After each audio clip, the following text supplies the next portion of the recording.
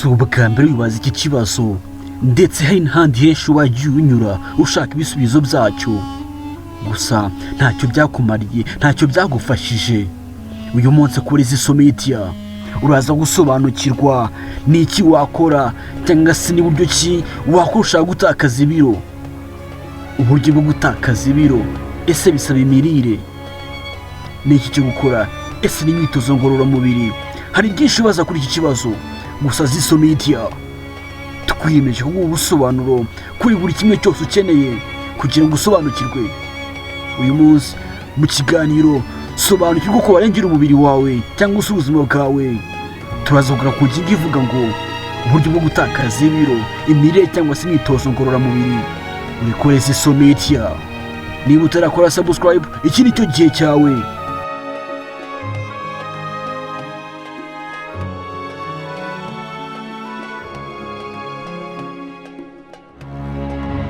Iyi ngingo izaba igizwe n'ibice bitatu.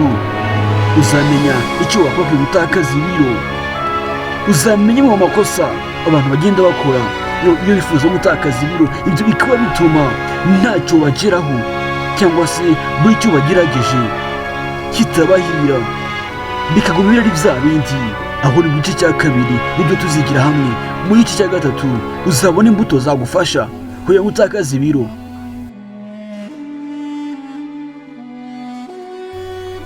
Buri ngingo ya buri rubuto uzajya usobanukirwa uko urubuto rukora, icyo rukora, umumaro warwo mu mubiri w'umuntu. Mu nyuma tuzafatira hamwe umwanzuro kuri iki kibazo. Ni kuri Ziso Media. Reka dutangire n'ingingo yacu ya mbere.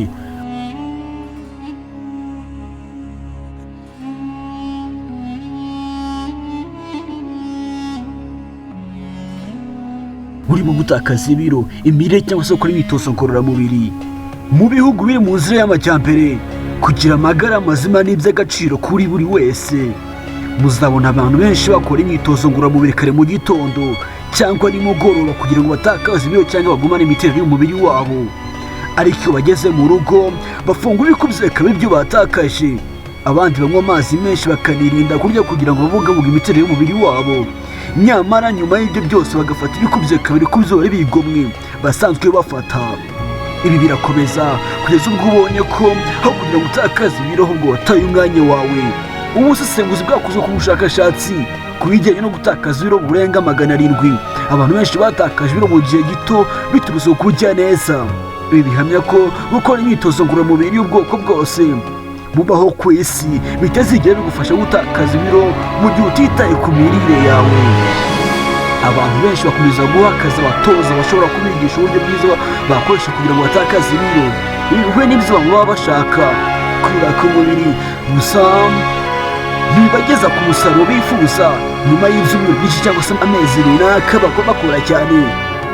Ibi bikaba hari n'ibiterwa n'uko batita ku buryo babaho mu buzima bwabo bwa buri munsi. Imirire gusa igira uruhare runini mu kugira umusaruro mwiza ku bijyanye no kubungabunga ibiro. Mu gice cya gatandatu cy'igitabo Basic Weight Training for Men and Women, kugumana umubiri mwiza ushingiye ku myitozo ngororamubiri gusa biragoye. Gukora imyitozo ngororamubiri ifasha mu kubaka imikaya, ariko ntabwo ari bwo buryo bwiza bwo gutwika ibinure rwose. Nubwo bihurije hamwe no gufata ifunguro riboneye byagufasha guhangana n'ikibazo cyo kwiyongera kw'ibiro. Iyo mvuga ku bijyanye n'imirire myiza nibanda cyane ku mazi nk'ikintu cy'ingenzi.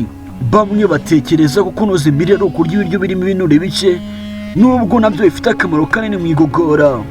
Ushobora kurya ibinyamasukari ariko byo bifata umwanya munini mu igogora. Amazi ni ingenzi cyane mu kugabanya ibiro kubera ko adafasha mu igogora gusa, ahubwo nazo ibiciro mu gihe utafashe amafunguro utari ukeneye.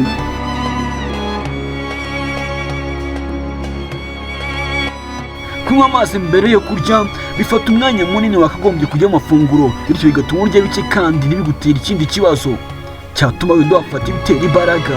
Ibi bisobanuye ko ugomba kureba ingano y'ibyo ufata ukanabifata hamwe n'amazi kugira ngo byoroshye igogora ry'ibyo wafashe. Gusa ibigera no kuri imyitozo ngororamubiri kugira ngo umubiri ugume kuri gahunda. Kwiyereza ubusanzwe bivuze kudafata amafunguro, nabyo ni ingenzi mu kugabanya ibiro nk'uko byemejwe n'ubuhamya bwinshi.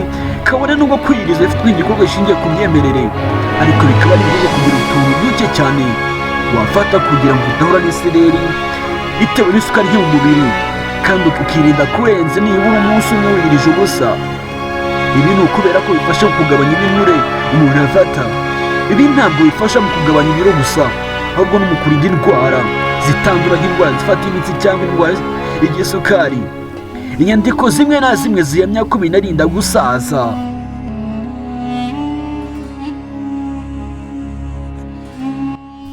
Ku rundi ruhande, abantu benshi bafata imyitozo ngororamubiri nk'ikintu cyonyine cyagufasha kugabanya imiterere y'umubiri.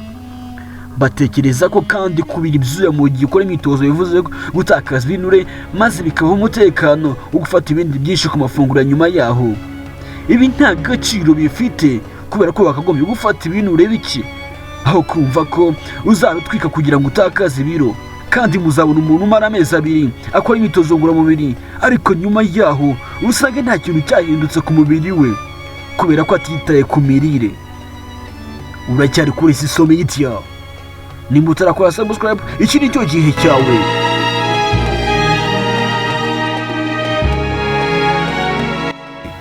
Ubushakashatsi bwagaragaje ko abantu bakora imyitozo ngororamubiri ariko ntibite ku byo bafungura batakaza nibura amapawundi 6 n'ibiro 2.7 mu gihe cy'ibyumweru 21.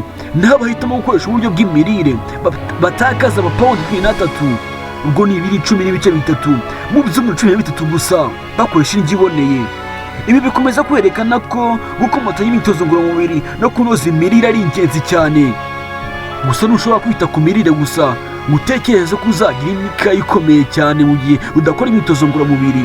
Ibi nabyo ni ingenzi cyane mu bijyanye no gutakaza ibiro, kubera ko imyitozo ifasha imikaya gukomera n'amagufwa agakomera mu gihe ufata ibinure mu mafunguro yawe. Nanone kandi imyitozo ngororamubiri itwika ibinure bigira uruhare mu ndwara zimwe na zimwe zifata imitsi n'izindi ndwara zijyanye n'umuvuduko w'amaraso. Bityo imyitozo ngororamubiri ni ngombwa cyane mu gufasha amaraso gutembera, bigira uruhare runini mu kurinda gusaza. Bityo iyo tuvuze kwisungana, ni igihe ikintu kimwe kitaba kitari kumwe n'ikindi.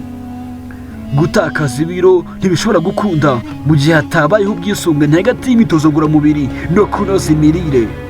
Uracyari kuri Siso Media.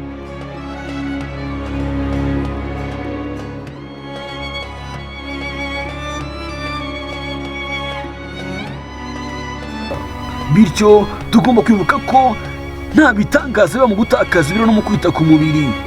Byose bijyana no gukora imyitozo ngororamubiri mu gihe gikwiriye, bikajyana no kunoza imirire. Kimwe muri ibi ntigishobora kukugeza ku musaruro wifuza hatabayeho ikindi. Birunganirana, bigafashanya. Iyo ushaka umubiri umeze neza, urabikorera, kandi gukora cyane bitanga inyungu.